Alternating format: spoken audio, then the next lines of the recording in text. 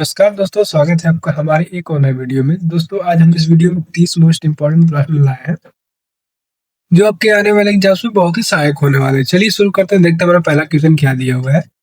पहला क्वेश्चन दिया है, किस गुप्त शासक को कविराज की उपाधि दी गई है? तो इसका सही जवाब हो जाएगा समुद्रगुप्त को कविराज की उपाधि दी गई है। ऑप्शन सी जो हमारा करेक्ट आंसर हो जाएगा। अगला सवाल दिया हुआ है, सिंधु घाटी सभ्यता का सबसे पूर्वी स्थल कौन सा है? तो सिंधु घाटी सभ्यता का सबसे पूर्वी स्थल जो है वो आलमगीरपुर है। ऑप्शन बी जो हमारा करेक्ट आंसर हो जाएगा। अगला सवाल दिया हुआ है, हल्दी घाटी का युद्ध कब लड़ा गया था? तो हल्दी घाटी का युद्ध जो है वो 1576 ईसा पूर्व में लड़ा गया था। ऑप्शन सी जो हमारा करेक्ट आंसर हो जाएगा। अगला सवाल देखते हैं क्या दिया हुआ है, इब्न बतूता किस शासक शासक के शासनकाल में भारत आया था? तो इसका सही जवाब हो जाएगा मोहम्मद बिन तुगलक के शासनकाल में आया था। ऑप्शन सी जो इसका सही जवाब हो जाएगा। अगला सवाल दिया हुआ है, जैन धर्म के 24वें और अंतिम तीर्थंकर कौन थे? तो इसका राइट आंसर हो जाएगा महावीर स्वामी जी थे। ऑप्शन सी जो हमारा करेक्ट आंसर हो जाएगा।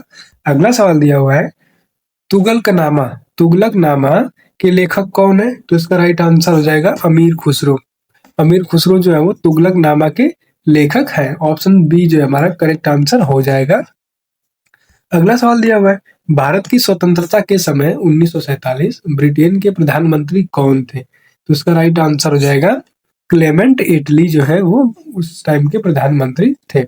ऑप्शन सी जो हमारा करेक्ट आंसर हो जाएगा। अगला सवाल दिया हुआ है, त्रिपिटक त्रिपिटक किस धर्म से संबंधित है? तो इसका राइट आंसर त्रिपिटक जो है वो बौद्ध धर्म से संबंधित है। ऑप्शन सी जो इसका करेक्ट आंसर हो जाएगा। अगला सवाल दिया हुआ है, पुष्यमित्र शुंग ने किस वंश की स्थापना की थी जिसने मौर्य वंश का स्थान लिया? तो इसका राइट आंसर हो जाएगा शुंग वंश का। ऑप्शन डी जो इसका करेक्ट आंसर हो जाएगा।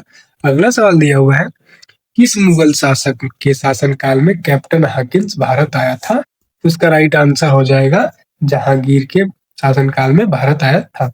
ऑप्शन बी जो इसका करेक्ट आंसर हो जाएगा। अगला सवाल दिया हुआ है, अद्वैत वेदांत के प्रमुख प्रतिपादक कौन थे? तो इसका सही जवाब हो जाएगा शंकराचार्य थे। ऑप्शन सी जो हमारा करेक्ट आंसर हो जाएगा। अगला सवाल दिया हुआ है, बंगाल में द्वैत शासन को किसने समाप्त किया था? तो इसका राइट आंसर हो जाएगा वॉरेन हेस्टिंग ने समाप्त किया था। ऑप्शन सी जो हमारा करेक्ट आंसर हो जाएगा। अगला सवाल दिया हुआ है, दीन इलाही धर्म स्वीकार करने वाला एकमात्र हिंदू दरबारी कौन था? तो इसका सही जवाब हो जाएगा बीरबल था। ऑप्शन डी जो है इसका सही जवाब हो जाएगा।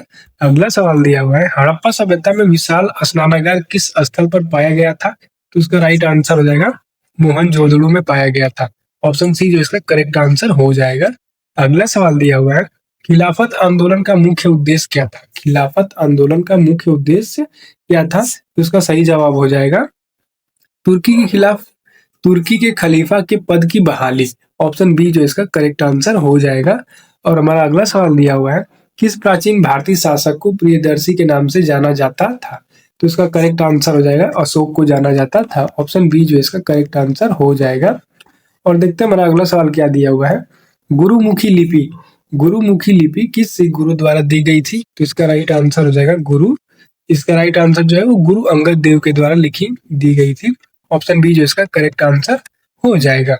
अगला सवाल दिया हुआ है, आर्यों के भारत आगमन की जानकारी किस वेद से मिलती है? तो इसका राइट आंसर हो जाएगा ऋग्वेद से मिलती है। किस वेद से? ऋग्वेद से मिलती है। ऑप्शन सी जो इसका सही जवाब हो जाएगा। अगला सवाल दिया हुआ है, प्लासी का युद्ध कब लड़ा गया था? तो प्लासी का युद्ध जो वो 1757 में लड़ा गया था। ऑप्शन बी जो इसका करेक्ट आंसर हो जाएगा। अगला सवाल दिया है, दिल्ली सल्तनत की स्थापना किस वंश ने की थी? तो दिल्ली सल्तनत की स्थापना जो है वो किस वंश ने की थी? तो गुलाम वंश ने की थी। ऑप्शन डी जो इसका करेक्ट आंसर हो जाएगा।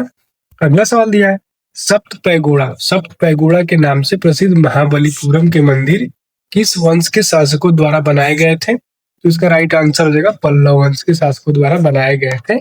ऑप्शन बी जो इसका करेक्ट आंसर हो जाएगा।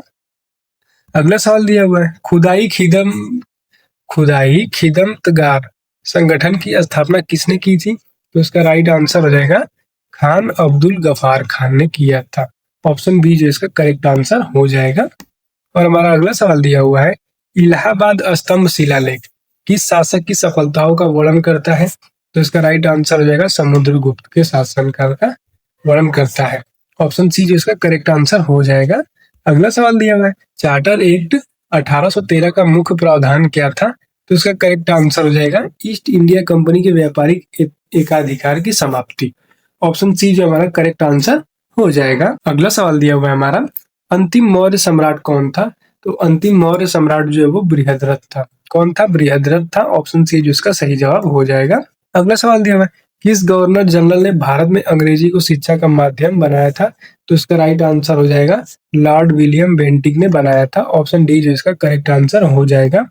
अगला सवाल दिया हुआ है, कुतुब मीनार का निर्माण किस सूफी संत की याद में शुरू किया गया था? तो इसका राइट आंसर हो जाएगा बख्तियार काकी। उसका पूरा नाम था कुतुबुद्दीन बख्तियार काकी। ऑप्शन बी जो इसका करेक्ट आंसर हो जाएगा। अगला सवाल दिया हुआ है, पुणे सार्वजनिक सभा की स्थापना किसने की थी? तो इसका राइट आंसर हो जाएगा महादेव गोविंद रानाडे ने की थी। ऑप्शन सी जो इसका करेक्ट आंसर हो जाएगा। अगला सवाल दिया हुआ है, प्राचीन भारत में मिर्ची कटिकम नामक नाटक की रचयिता कौन है? तो इसका राइट आंसर हो जाएगा शूद्रक है। ऑप्शन बी जो इसका करेक्ट आंसर हो जाएगा। अगला सवाल दिया हुआ है, फ्रांसीसी क्रांति किस वर्ष हुई थी? तो इसका राइट आंसर हो जाएगा 1789 में हुई थी। ऑप्शन बी जो हमारा करेक्ट आंसर हो जाएगा।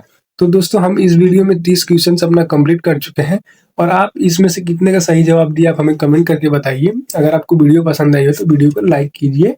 मिलते हैं अपने नेक्स्ट वीडियो में। जय हिंद।